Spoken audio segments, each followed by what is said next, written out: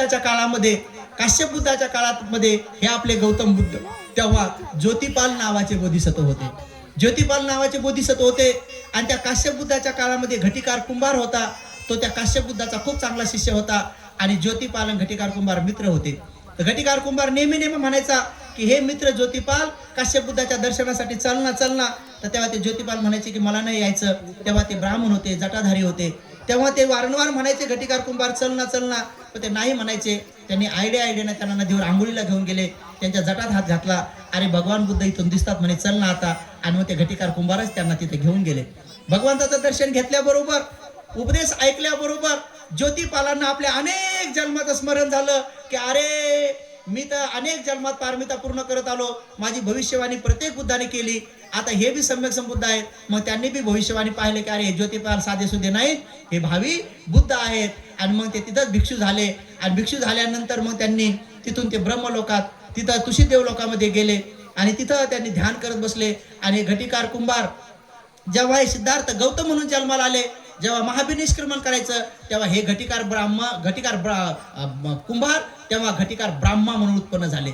मग तेव्हा त्यांनी पाहिलं की माझा मित्र ज्योतिपाल आता सिद्धार्थ गौतम म्हणून उत्पन्न झालेत. आणि आज ते महाभिनिष्क्रमण करून बुद्ध बनणार आहेत. अरे मीच त्यांना काश्यप बुद्धाकडे पाठवलं होतं. आज मी ब्रह्म झालो. याच्यामुळे झालं की मी बुद्धाची सेवा केलेली आहे. आज माझा मित्र बुद्ध होणार आहे. मग मी त्यांना अठ्ठपरिस्कार घेऊन जातो. म्हणून पहिला अठ्ठपरिस्कार घटिकार ब्रह्माने आपल्या सिद्धार्थ गौतमांना त्या हनुमान नदीच्या काठावर घेऊन आले. तिथं ते दान दिलं. आणि ते अठ्ठपरिस्कार स्वीकारून मग नंतर त्यांनी पुढं राजा बिंबिसाराच्या नगरीकडे ते आले. तिथं त्यांनी त्या उंच पहाडावर बिंबिसारा राजाने पाहिलं. सगळं राज्य घे म्हणून म्हटलं. त्यांनी ते नाकारलं. 6 वर्ष कठोर तपश्चर्या केली. मग सुजाताचे खीर घातली. निरंजना नदीमध्ये आले. ते पात्र टाकलं. उलट्या दिशेनं वाहत जाऊन ते छंदिशी वाजलं. जो नागराजा होता तो नागराजा म्हणे अरे कालच तरी एक बुद्ध झाले, आज कोण बुद्ध झाले, होऊ लागले डबल. पण खरं पाहता ते भिक्षापात्र 30,000 कल्पापूर्वी पडलं, 30,000 वर्षापूर्वी पडलं होतं. काश्यप बुद्ध झाले होते. तर तेव्हा तो नागराजा जागी झाला. आणि त्याने पाहिलं सिद्धार्थ गौतम आज बुद्ध बनणार आहेत. हे त्यांचं भिक्षापात्र आहे. असे 4 भिक्षापात्र तिथं आहेत. आणखी एक भिक्षापात्र आता येणारे आर्य मैत्री बुद्धाचं तिथं पडणार आहे. तेव्हा ते जागी झाले. आणि त्यांनी पाहिलं. आणि त्यांना निरंजन नदी पार केल्यानंतर पिंपळाचं झाड जे त्यांच्या जन्माच्या दिवशी जन्माला आलं होतं, त्या पिंपळाच्या झाडाखाली ते येऊन बसले. आणि त्या वैशाख पौर्णिमेच्या रात्री 3 प्रहारामध्ये त्यांनी बुद्धत्व प्राप्त केलं. पहिल्या प्रहारामध्ये त्यांना पुब्बे निवासानुसतीचं ज्ञान प्राप्त झालं. म्हणजे पूर्व जन्माचं स्मरण झालं. मी काय होतो, कसा होतो, कुठं होतो, काय माझं मुख्य कार्य होतं, कोणत्या कारणाने मरण पावलो, मेल्यावर कुठं गेलो आणि काय पारमिता केल्या, हे सारं ते सारं. 1 जन्म नाही, 2 जन्म नाही, 1 कोटी नाही, 1 अब्ज नाही, 1 कल्प नाही, 2 कल्प नाही, करोडो कल्प नाही, संवर्त विवर्त कल्पापर्यंत सारे ते सारे जन्म त्यांना त्या 4 घंट्याच्या आत दिसले. एका प्रहारात त्यांना सगळे दिसले. आणि दुसऱ्या प्रहारामध्ये त्यांना सगळ्या प्राण्याबद्दल कळलं की जसं एखादा माणूस एका गावाला जातो, मग दुसऱ्या गावाला जातो, मग तिसऱ्या गावाला जातो, पुन्हा त्या पहिल्या गावाला येतो, पुन्हा आपल्या गावाला येतो. जेवढं क्लिअर तो पाहतो तेवढं क्लिअर त्यांना ज्ञान प्राप्त झालं की हा प्राणी या जन्मात होता, मग हा पहिला डुकर होता, मग म्हैस झाला, म्हैसानंतर गाढव झाला, गाढवाचा साप झाला, मग माणूस बी झाला, माणूस झाल्यानंतर पुन्हा वाघ झाला, वाघ झाल्यानंतर साप बी झाला. जसं हे सगळं पाहतात सगळ्या प्राण्याचं त्यांना दिसू लागलं. सगळ्या प्राण्याचं दिसू लागलं. हे दुसऱ्या प्रहारामध्ये दिसू लागलं. स्वतःबद्दल त्यांना संवर्त विवर्त कल्प दिसले. मग सगळ्या प्राण्याबद्दल संवर्त विवर्त कल्प दिसलं. आणि तिसऱ्या प्रहारामध्ये त्यांना कळलं की काय कारण आहे नरकातले प्राणी नरकात उत्पन्न होऊ लागलेत, काय कारण आहे प्रेत लोकातले प्रेत उत्पन्न होऊ लागलेत, मनुष्य लोकातले मनुष्य लोकात पण काही काळे आहेत, काही गोरे आहेत, काही उंच आहेत, काही ठेंको आहेत, काही श्रीमंत आहेत, काही गरीब आहेत, काही बुद्धी आहे, काही बुद्धिमान आहेत, काही दीर्घायू आहे, काही अल्पायू आहे. काय कारण आहे हे सगळे त्यांना कारण कळू लागले. काय कारण आहे देवलोकात आहे, काही लोक देवलोक खूप चमकदार आहे, काही दीर्घायू आहेत, काही अल्पायू आहे. देवलोकातून सुद्धा नरक लोकात चालले, देवलोकातून सुद्धा देवलोकात चालले, देवलोकातून प्रेत लोकात बी चालले, देवलोकातून मनुष्य लोकात चाललेत. काय कारण आहे एवढे उच्च कोटी जाऊन सुद्धा खाली पडू लागलेत? काय कारण आहे खालचे लोक सुद्धा वर चाललेत? सारे 31 लोक दिसला. आणि त्याचे कारण न दिसले, कार्य कारण भाव त्यांना उत्पन्न झाला. पुब्बे निवासानुसती प्रतीती समुत्पाद सिद्धांत, कार्यकारण भाव या तिन्ही मिळून त्यांना बुद्धत्व प्राप्त झालं. आणि ते बुद्धत्व त्यांनी एक सप्ताहापर्यंत त्यांनी तिथे बसून बोधी मंडळमध्ये पाहिलं. दुसऱ्या सप्ताहामध्ये त्यांनी बोधिवृक्षाकडे अनिमिष पद्धतीनं 7 दिवसपर्यंत पाहिलं. तिसऱ्या सप्ताहामध्ये संक्रमण केलं. आणि चौथ्या सप्ताहामध्ये देवता लोकांद्वारे रतनघर, जे रत्नाचं घर बनवून दिलं गेलं होतं, रतनघरमध्ये जेव्हा त्यांनी भंतीजी नेहमी ज्या पठाण सुत्ताचा पाठ करतात, जेव्हा त्यांनी तो बोध त्यांना झाला, तेव्हा त्यांच्या शरीरामधून 6 रंगाच्या रश्मी निघाल्या. ज्या 6 रंगाच्या रश्मी आहे, त्या 6 रंगाच्या रश्मी म्हणजेच हे ध्वज, जे आपण सकाळी 2-3 ठिकाणी ध्वजारोहण केलं, तर ते ध्वजारोहण म्हणजे आपल्या भगवंताच्या शरीरातून 4थ्या हप्त्यामध्ये निघाले ते रंग आहे. 6 रंगाचे आहेत. 6 आहेत ते, पंचरंगी नाही, 6 रंग आहेत. आणि तेव्हा त्यांच्या शरीरातून निघाल्या. म्हणून त्या काळातले लोक घरावर झेंडे लावत होते का, ज्यांच्या शरीरातून या 6 रंगाच्या रश्मी निघतात त्यांचे आम्ही अनुयायी आहोत, असा त्याचा अर्थ होतो. आणि मग त्यांच्या शरीरातून त्या रश्मी निघाल्या. आणि मग आणखी त्यांनी 7 हप्ते तिथं राहिले. हे ज्ञान मी कोणाला सांगावं, मग त्यांना आई आठवली. आई मरण पावलेली होती. मग नंतर त्यांना ते आलार काला मुद्दक रामपुत आठवले. ते दोघंही ब्रह्मलोकामध्ये गेले होते. मग त्यांना ते 5 जण दिसले ज्यांनी त्यांची मनोभावे सेवा केली होती. मग ते 5 जण कुठं आहेत, मग ते सारनाथला मृगदाय वनात आहेत. मग तिथं त्यांनी येऊन त्यांना धम्माचा उपदेश द्यायचं ठरवलं. आणि मग ते तिथं आले. धम्माचा उपदेश देण्यासाठी जेव्हा जात होते, तेव्हा रस्त्यामध्ये त्यांना एक नग्न साधू दिसला. त्यांना तो नग्न साधू दिसला. उपक त्याचं नाव होतं. त्यांनी पाहिल्याबरोबर त्यांनी असा महापुरुष कधीच पाहिला नव्हता. 32 लक्षणांनी परिपूर्ण, 80 शुभचिन्हांनी परिपूर्ण. बुद्ध झाल्याबरोबर त्यांच्या शरीरातून 6 रंगाच्या रश्मी सहज चक्रागत दिसत होत्या. ते स्पष्ट त्यांनी पाहिल्या. तेव्हा त्यांनी विचारलं की आपण देव आहात का? तेव्हा ते म्हणाले नाही. मग आपण यक्ष आहात का? नाही. मग ब्रह्म आहात का? शक्र आहात का? सगळं विचारलं. तेव्हा भगवान तथागत नाही म्हणतात. मग तो विचारतो की आपण मनुष्य आहात का? तर तेव्हा ते म्हणतात नाही, मी मनुष्य बी नाही. मग आपण आहात तरी कोण? तेव्हा भगवान करुणेनं म्हणतात की तुम्हाला तथागत समज, तुम्हाला परिपूर्ण संबोधी प्राप्त झाले, तथागत बुद्ध समज. पण त्याला काय ते समजलं नाही. त्यांनी विनंती केली नाही, याचना केली नाही, कारण त्याच्या पारमिता नव्हत्या. मग विचार करा, एवढा मोठा तपस्वी, एवढा मोठा योगी, एवढा मोठा संन्यासी, एवढा मोठ्या जंगलात राहिलेला, त्याला बुद्ध स्वतःहून सांगतात मी तथागत आहे, तरी त्याचा विश्वास नाही. तर हे एवढं मी सांगितलं, एवढा विश्वास बसंग लोकांना. प्रत्यक्ष बुद्ध सांगून जर बुद्धावर विश्वास बसत नाही, तर या सगळ्या गोष्टी सांगायला श्रद्धा लागते, यासाठी शील लागते, यासाठी समाधी लागते. म्हणून तुम्ही हळूहळू या सगळ्या गोष्टी वाढवा. पहिल्या रीतीने तुम्ही विश्वास तर ठेवा. विश्वाच्या नंतरच या हळूहळू गोष्टी तुम्हाला परिपूर्ण समजणं सुरू होतील. आणि म्हणून मग त्यांनी धम्मचक्र प्रवर्तन केलं. तिच्यामध्ये 4 आरे सत्य, हे 12 अंगानी एवं ती परिवट्टं द्वादशाकारं यथा भूतं ज्ञानदर्शनं न सुमी शुद्धं आवशी. जोपर्यंत मला हे 4 आरे सत्य 12 अंगांनी कळले नाही, तोपर्यंत मी बुद्ध झाल्याचा दावा केला नाही. पण जेव्हा ते म्हणाले की सुविशुद्धं आवशी, मला कळले, तेव्हा त्यांनी बुद्ध झाल्याचा दावा केला. आणि मग तो दावा त्यांनी त्या 5 जणांना सांगितला. त्यातले कौंडिन्य अगोदर अरहंत झाले. आळीपाळीनं ते 5ही जण अरहंत झाले. तो कालावधीचे 5 भिक्षू अरहंत होण्याचा जे आहे, तो कालावधी म्हणजे बरोबर नागपंचमीचा जो दिवस आहे. म्हणून नागपंचमी बौद्धांचा सण आहे, कारण भिक्षूंना नाग म्हणतात, अरहंत भिक्षूला नाग म्हणतात. पंचमी म्हणजे 5 भिक्षू अरहंत झाल्याचा उत्सव देवता लोकांकडून, मनुष्य लोकांकडून विशेष पद्धतीने केला गेला. आणि तो उत्सव आता सापपंचमी म्हणून लोक सापपंचमी नाही, नागपंचमीचा उत्सव केला गेला. आणि अशा रीतीनं ते महापुण्यकर्म असं येत बाबासाहेबापर्यंत आलं. आणि बाबासाहेबांनी फार करुणा करून आपल्याला हा सद्धम्म दिला. आपलं सर्वांचं कर्तव्य आहे की आपण हा धम्म आपल्या जीवनात उतरवला पाहिजे आणि आपलं मंगलमय केलं पाहिजे. आणखी 2 भंतेजीला उपदेश द्यायचा आहे. हे सविस्तर सांगायला खूप 6-7 दिवस लागतात. नक्कीच याचे व्हिडिओ बनवून मी टाकेन. तुम्ही आपल्या ज्ञान सत्यशोधक यूट्यूब चॅनलला बघायचं आहे. मी लोकांना उपसत पालन करता यावं म्हणून जवळजवळ 20 वर्षापासून कॅलेंडर काढत आहे. मी काही कॅलेंडर सोबत आणलेले आहेत. का तुम्ही ज्ञान सत्यशोधक कॅलेंडर नानापणा तोटा तत्वावर 50 रुपयात आपण तिथे ठेवलेलं आहे, तर तुम्ही नंतर ते घेऊ शकता. कारण मी तिच्यात अचूक कोणत्या दिवशी उपसत केले पाहिजे, उपसत हे चतुर्दशीला सांगितलेलं आहे. कारण हे चंद्राच्या आधाराने उपसत सुरू केलेले आहेत. चतुर्दशीला थोडंसं कोर असते, अमावस्याला चंद्र बिलकुल नसतो. म्हणून चंद्रावर सस्याचं चित्र दिसतंय, तर ते सस म्हणजे आपले बोधिसत्वच एकदा सस्याच्या भावामध्ये होते. शक्रदेव राजांनी त्यांची परीक्षा घेण्यासाठी उपोषताच्या दिवशी काय पारमिता करतात म्हणून त्यांच्याकडे आले होते.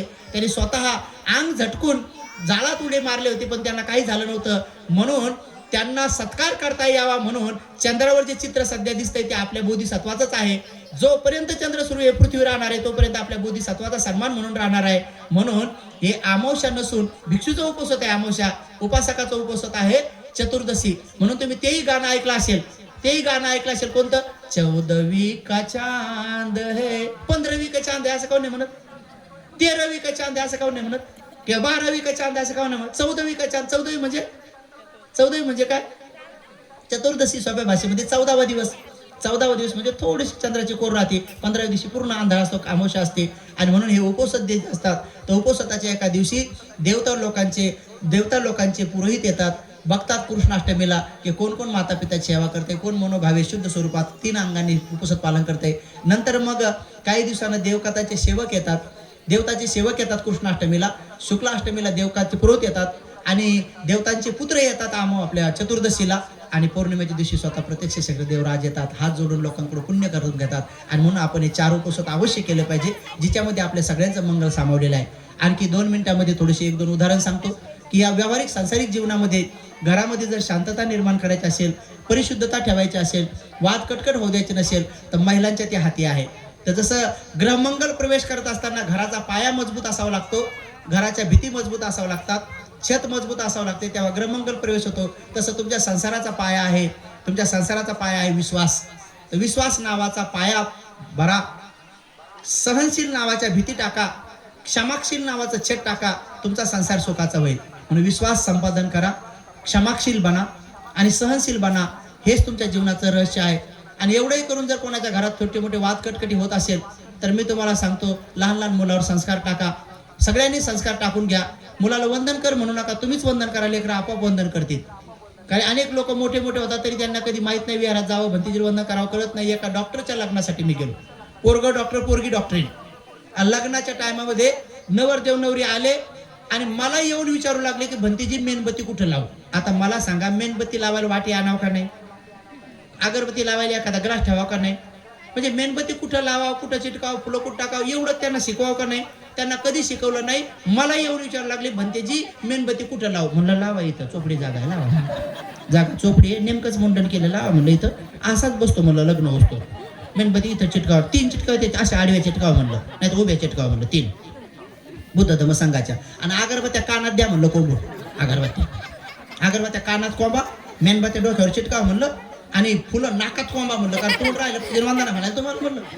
ते असे डचकले दोघं हो भंतीचे असं काय म्हणा, तो एवढं कळत नाही का, मेणबत्ती लावायला इथं वाटी आणावं लागते. हे छोट्या छोट्या गोष्टी कळत नाहीत आपल्या लोकांना. आता तर जी हळदी सुरू झाल्या, त्या हळदी बंद झाल्या होत्या, आता लय सुरू झाल्या.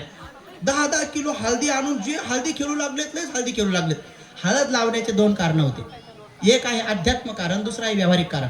अध्यात्म कारण, ज्या काळामध्ये माणसाच्या शरीरावर जास्तीत जास्त खरूज होत होत्या त्या काळामध्ये हळद ही अँटीबायोटिक दवा म्हणून काम करत होती.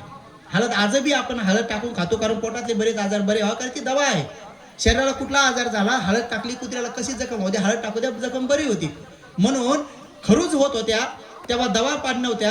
आणि म्हणून नवरदेव नवरी जेव्हा लग्न करतील, बिचारे एकरूप होतील, ते एकमेकाचे आजार खरूज एकमेकाला होऊ नये, संतानावर परिणाम होऊ नये म्हणून उठणं लावून हळद लावत होते, निर्जंतुक करत होते. हे कारण आहे अध्यात्म, हळद लावायचं. आणि दुसरं काय कारण आहे की भारतीय लोक मुळात काळे आहेत, कारण सूर्यकिरण इथं थोडासा अगोदर येतो म्हणून भारतातले लोक मुळात काळे आहेत. मग नवरदेव थोडासा काळा दिसून नये, थोडा बरा दिसावा म्हणून लावतात. नवरी थोडी बरी दिसाव, पण काळ्या माणसाला जास्त हळद लावली ते गोरं नाही, हिरवं दिसते, जास्त हिरवं दिसते ते जास्त लावलं. म्हणून हे 2 कारण होते. आता भारतीय लोक मूळचे काळे आहेत, पण तुम्ही माणसाने सगळे वेगवेगळे काहून आहेत. तर तुम्ही मंगोलियन लोक बघा, घारच्या डोळ्याचे, लाल लाल केसाचे, उंच उंच, लंब्या लंब्या नाकाचे, सारखे सारखे पतले पतले सारखेच आहेत. तुम्ही जपानीज लोक बघा, बुटक्या बुटक्या बांधाचे, शेतकुनी तोंडाचे, बारीक बारीक डोळ्याचे, सारखे सारखे सारखेच आहेत. तुम्ही चायनी लोक पहा, हे मोठ्या मोठ्या जबड्याचे, तपकिरी रंगाचे, आपड धिपड शरीराचे, सारखे सारखे सारखेच आहेत. निग्रो लोक बघा तुम्ही, काळ्या काळ्या रंगाचे, उंच उंच धिपड धिपड शरीराचे, घुंगराल्या बाळाचे, मोठ्या मोठ्या होटाचे, सारखे सारखे सारखेच आहेत. भारतीय लोक बघा वेगळे वेगळे वेगळे वेगळे वेगळे आहेत, कोणी सारखं नाही. काहून? कारण फ्रेंच आले, डच आले, पोर्तुगीज आले, मोगल आले, हे सगळे आले, बाबासाहेब लिहिले एका ग्रंथात, त्याच्यामुळे हे मिश्रण सिस्टीम झाली सगळी. आलं लक्षात? म्हणून हे सगळे मिश्रण सिस्टीम जे आहे हे खतरनाक काम आहे सगळं.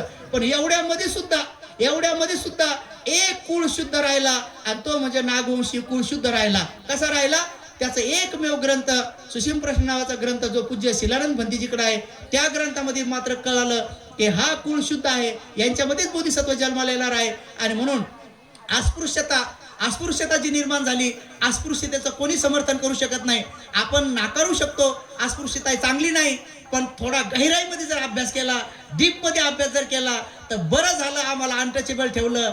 अनटचेबल ठेवलं का? कारण त्या निमित्तानं आमच्या स्त्रिया शुद्ध तरी राहिल्या. टचेबल जर केला असतं आमच्या शुद्ध स्त्रिया ह्या हे झाल्या असत्या आणि बोधिसत्व यांच्या पोटी जन्माला आले नाही. म्हणून बरं झालं आम्हाला अनटचेबल केलं, म्हणजे दूर ठेवलं आणि आम्हाला स्पर्शच केला नाही, म्हणून आपल्या स्त्रियांच्या कोक शुद्ध राहिल्या. अनटचेबिलिटीची कोणी प्रशंसा नाही करणार, ती व्यावहारिक दृष्टिकोनातून चुकीचीच आहे. पण अध्यात्म क्षेत्रामध्ये जे म्हणतात ना, तुमची सावली पण चालत नव्हती, जर मग आपली सावली चालत नव्हती तर मग आपल्या स्त्रिया मात्र चुकीच्या लोकांनी भोगल्या नाही. त्या शुद्ध स्वरूपात याच पहाडावर आपल्या धम्मनाग राजाने सुरक्षित आपला कुल ठेवला आणि त्यांच्या पोटी बोधिसत्व बाबासाहेब जन्माला आले. आणि त्या बाबासाहेबांनी हरवलेलं वैभव, केळझरमध्ये जे 6 फुटाची सोन्याची मूर्ती भंतीजींनी मला तो ग्रंथ वाचायला दिला, ते भंतीजी सुमित्र भंतीजी त्या पहाडावर राहत होते. त्याच पहाडावर मला जामीन धम्मामुळे भेटली आणि तिथंच आता भगवान बुद्धाच्या धातूवर आपण स्तूप बनवत आहोत. त्याच्या पाठीमागे लेण्या कोरण्याचा प्रयत्न केलेला आहे. हे सगळे जगातले जेवढे बी नागवंशी लोक, मधल्या काळातले महार, आताचे बौद्ध जे आहेत ते सारे वाचवले असतील, सुमित्र भंतीजीने वाचवले म्हणून ते आपले कुलदैवत आहेत. आपले खंडोबा केरोबा मसोबा कुलदैवत नाहीत, आपले खरे कुलदैवत सुमित्र भंतीजी आहेत.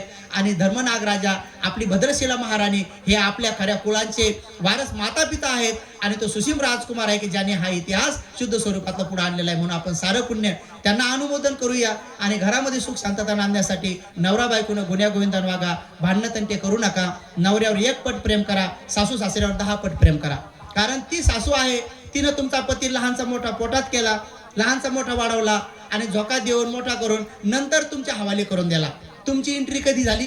नवऱ्याच्या जीवनात तुम्ही लहानपणी आले नाही, तुमची एंट्री लय उशिरा झाली.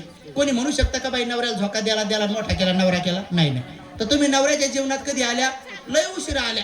आणि आल्या साध्या सुद्धा नाही आल्या, डायरेक्ट स्टेजवरच आल्या. तुमची एंट्री डायरेक्ट स्टेजवरच आहे, सजून धजून डायरेक्ट लगे एंट्री तिथं. आणि साधी सुधी नाही, लगे तुमची एंट्री कशी वाजत गाजत, बहारो अशी एंट्री आहे तुमची डायरेक्ट त्याच्या जीवनात. तेवढं तुम्ही गायब आहेत. पण मात्र ती आई 9 महिने 9 दिवस पोटात वागवती. आणि एवढंच नाही तर मायबापाचे एवढे उपकार असतात. ते बाळ जेव्हा जन्माला येतंय, ते बाळाचे कोवळे पाय, ते हजारो वेळेस ते पाय चुमती, तळपाय चुमती. त्या लेकराने दिवसभर किती वेळेस घाण करू द्या, लघवी करू द्या, त्याची लघवी काढती, विष्ठा काढती आणि पाय भरलेले असले तरी मुके घेती, पुन्हा मुके घेती. कधीतरी तुम्ही म्हातारे झालेले आपल्या मायबापाच्या पायाचे मुके घेतले का? तर अवश्य ज्यांचे मायबाप जिवंत असतील, घरी गेल्यावर आज आईच्या तळपायाचा मुका घ्या, आईच्या बापाच्या तळपायाचा मुका घ्या. एकदा तर घ्या जिने हजारो वेळेस आपल्या पायाचे मुके घेतलेत, त्या बापानं हजारो वेळेस आपल्याला खांद्यावर घेतलंय. त्या मायबापाला ब्रह्मा समान आपण त्या मायबापाला कधीही करत नाही, म्हणून सासू सासऱ्याचे पायाचे मुके घ्या. जर समजा हे करा, कारण त्यांचे लय उपकार आहेत. कारण त्यांनी तुमचा पती 100 वेळेस पिळकलेला पती लय बाऱ्या धुतलाय. त्यांनी तुमचा पती लय बाऱ्या पिळकलाय, लय बाऱ्या इथं पिळकलाय, तिथं पिळकलाय, टिपी देव टाकतच गेलाय. तो नवरा तुमचा इतक्या बाऱ्या धुतलाय त्या सासूनं, त्या सासऱ्याने एवढ्या बाऱ्या धुतलाय, तर हळूच त्या सासूचे पाय झोपेला असं तर गुपचूप मुका घ्या. नाहीतर घाबरून पळायची, माईला भूत लागलाय काय, कवडा शिकवून लागली, थोडं सांभाळून सांगा, घाबरून टाका भराव, मी सेवा करायचं ठरवलंय. म्हणून सासू सासऱ्याची सेवा करा, नवऱ्याची 1 पट प्रेम करा. कारण नवरे काय झाडाला लागत नाहीत. कोणी म्हणू शकता बाई माझा नवरा पिकत आला होता, तोडान घेतला नवरा करून. नवरे काय झाडाला लागत नाहीत, नवरे काय कंपनीत बनत नाहीत, कच्चा माल नेला आणि पक्का करून आणला. तर नवरे हे कोणतरी आईच्या पोटातच वाढतात, लहानचे मोठे होतात. म्हणून सासून सासू पण अंगात आणू नये आणि सुनानं सून पण अंगात आणू नये. काही सासा लय चांगले आहेत, काही सुना बी लय चांगले आहेत. परंतु मी एक अशी सासू पाहिली, एक अशी सासू खतरनाक, लयच कलाकार सासू. आणि त्या सासूचा बाप रे बाप असा लय तोरा. त्या सासूकडे होतं दूध, दही, लोणी. तर एक अशीच बाई 2 किलोमीटर अंतरावरून त्याच्या घरी आली आणि सासू काय घरी नाही. सासू नाही घरी, मग होती सून घरी. त्या बाईने विचारलं, म्हणे बाई दूध दही आहे का? सून म्हणे नाही बाई, संपलं म्हणे, दूध संपलं, दही संपलं. आता संपल्यावरती बाई गेली वापस. हिची सासू रस्त्यात भेटली. म्हणे कुठं गेली ती? म्हणे बाई तुझ्याच घरी गेली होती. कशाला? म्हणे दूध आणि दही आणायला. म्हणे मग काय झालं? बाई तू ही सून म्हणली की दूध नाही दही नाही असं म्हणली म्हणे, चाल म्हणे. आता हिला वाटलं हाय का काय, हिला 2 किलोमीटर वापस नेलं आणि चाल म्हणे घरी. आणि घरी नेल्यावर पदर खावला, सुनाल म्हणे बाहेर ये. सून घाबरतच बाहेर आली. म्हणे काय झालं? म्हणे तू यायला काय म्हणली? म्हणली मी म्हणले की दूध नाही दही नाही. तुला कोण दिलाय अधिकार म्हणे नाही म्हणायचा? आता मी सांगते नाही आणि जा. ती बाई म्हणे माय तोरा दाखवायला मला 2 किलोमीटर वापस आणले म्हणे, मला तिथं सांगायचं होतं रस्त्यात नाही म्हणे. तर अनेक सासाला असं वाटतं की नाही म्हणायचा बी अधिकार सुनाला नाही. असे सासू असावं का खोडसा? तर आपण असं सासा बनू नये, आपण चांगल्या सासा बनावं आणि तिच्याच मांडीवर आपल्याला शेवटचा जीव प्राण सोडायचा आहे. कारण आपलं तारुण्य असतंय पण सासूचं म्हातारपण असतंय. पण जेव्हा तुम्ही सासू होता तेव्हा तुमच्या सुनाचं तारुण्य असतंय. मग मात्र त्या अशी पाठ घासतात साल्टच काढतात. मग असं धरून कुचकावतात की आत्या उचलू का, मग नको, मला लई बेजार होतात, लई फेड्या जाते. म्हणून आतापासून त्या जीव लावा आणि नवऱ्याची मनोभावे सेवा करा. मला एक उदाहरण नेहमी आठवतं, तेवढं सांगतो, प्रवचन समाप्त करतो. घरात सुख शांतता नांदायची असेल तर महिलांमध्ये सहनशीलता आहे. महिलांनी काय करायचं, संध्याकाळच्या वेळी पाठ टाकायचा, बकेटीत पाणी घ्यायचं आणि नवऱ्याची वाट पाहायची आणि चेहरा प्रसन्न ठेवायचा. ज्या दिवशी तुम्ही नवरी बनून आल्या होत्या तसं राहायचं. लगे घरात भांडणच होत नाही, कधीच होत नाही. असं प्रसन्न राहायचं, असं पोतारल्यासारखं तोंड नाही ठेवायचं. काही काही महिला नवरा कामावून आल्याबरोबर म्हणतात कधी आणता हो, मग का मेल्यावर आणता का काय, त्याची अशी बीपी वाढते. ती लई बीपीने मेलेत बिचारी, लई लई जे टेन्शन येत नाही महिलामुळेच येत. तर तसं करू नये, प्रसन्न चेहरा ठेवा. आणि नवरा दरवाजात आला की बकेटीत पाणी, उन्हाळ्याचे दिवस असेल तर पाणी थंड आणि हिवाळ्याचं असेल तर पाणी गरम, नाही तर भांडण तिथं सुरू होते बरं, हे पक्क ध्यानात ठेवा. आणि नवरा आला की असे हात जोडायचं, म्हणायचं स्वामी या, स्वामी या, स्वामी या म्हणायचं, स्वामी म्हणायचं.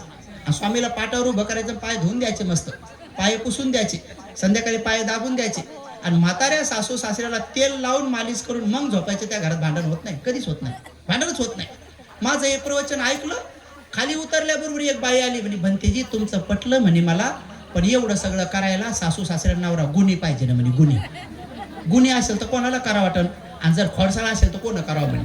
म्हणलं बघ कसे असले करा, चांगलं आहे. ते झालं तर दुसरी बाई आली, म्हणे भंतेजी अवगुणी तर सोडा म्हणे, पण पेणारा नवरा त्याचं काय करावं सांगा, पेणाऱ्याचं कसं करावं. म्हटलं बा पेणारा असला तरी म्हणा स्वामी या या या, कमी प्या प्या प्या, स्वामी पडले पडले पडले, स्वामी वकले वकले वकले, अरे स्वामीला धरा धरा धरा, स्वामीला पुसा पुसा म्हणून करा. म्हणलं बा शेवा, आता कसा पेणारा असो कसा असो. ती म्हणे अहो भंतीजी लग्न झाल्यापासून मी रोज शिव्या देते आणि ते रोज पिऊन येते म्हणे, आमच्या घरात रोजच भांडण आहे, पण तुम्ही म्हणता तर करते बरं म्हणे उद्या प्रयोग. त्या बिचारीने माझं ऐकलं, पाठ टाकला, बकेटीत पाणी घेतलं. नवऱ्याला माहित नाही घरी काय होणार आहे, त्याला माहितच नाही घरी काय होणार. ती आलं पिऊन भागडा खेळत, आणि जसं दरवाजात आलं तर हिनं लगेच हात जोडेल, म्हणजे स्वामी या, स्वामी या असं म्हणल्याबरोबर ते चिंग पळूनच गेलं. असं पळालं, त्याला वाटलं दुसऱ्याच्याच घरी आलो का काय करून. तर आपल्या घरी तर शिव्या भेटते, आज स्वामी कोण म्हणलं, ते असं पळालं नाही पळालं. नंतर त्याची बायको म्हणे धरा धरा धरा, त्याला सांगा की आपलंच घर आहे, आपलंच घर आहे. त्याला पुन्हा धरून आणलं आणि पाय धुतल्याबरोबर त्याची अर्धी गेली उतरूनच गेली धुतल्याबरोबर. आणि 2 दिवस पाय धुऊ दिले. तिसऱ्या दिवशी निम्म्या रात्री उठलं आणि हळूच पोराला उठवलं. लहान्या म्हणे बाबू 2-3 दिवसापासून माझे पाय धुवू लागले, माझी लई सेवा लावली, तर डॉक्टरनं मला जायचा निरोप दिला का काय म्हणे, मी जाणार आहे का काय. असं भेलं नाही भेलं, त्याला वाटलं मरतो का काय. ते पोरगं म्हणे नाही पप्पा म्हणे, ती औरंगाबादची एक भंतीजी, त्याने मम्मीला सांगितलंय म्हणून मम्मी करते. त्याच्या लक्षात आलं की दारूमुळंच असं. त्यानं दारू दिली सोडून. आता त्या आईचा मला 6 महिन्यापूर्वी फोन आला, भंतेजी आपला प्रयोग सक्सेस झाला म्हणे, त्याने जे दारू सोडून दिली, घरी येतात म्हणे, माझं घर झालंय, पत्र झालेत म्हणे, आणि 10,000 रुपये बँकेत म्हणे. बघा, दुर्गुणी पतीचे दुर्गुणी एक सद्गुणी पत्नी दूर करू शकते, फक्त तुम्ही सद्गुणी बना. तुमच्या जीवनामध्ये खूप मंगल होईल. कधी नवऱ्याला भांडण तंटा करू नका, वाद कटकटी करू नका. पण एक महिला मी पाहिली, लोय भांडकुदळ, अशी भांडकुदळ की रोज भांडून भांडून भांडून एक दिवस नवरा गेला मरून. आता नवरा खरंच गेला मरून. मग भंतीजीला बी बोलवलं आणि सगळं गाव आलं रडायला, आणि ती बरोबर मड्याच्या बाजूलाच बसली. आता मेलेल्या नवऱ्याला भांडाय का कोणी, जिवंत होता ठीक आहे, पण नवरा मेला तरी भांडण सुरूच एकदम. त्या मड्याजवळ बसली आणि पोरी आल्या बरोबर रडणं सुरू केलं.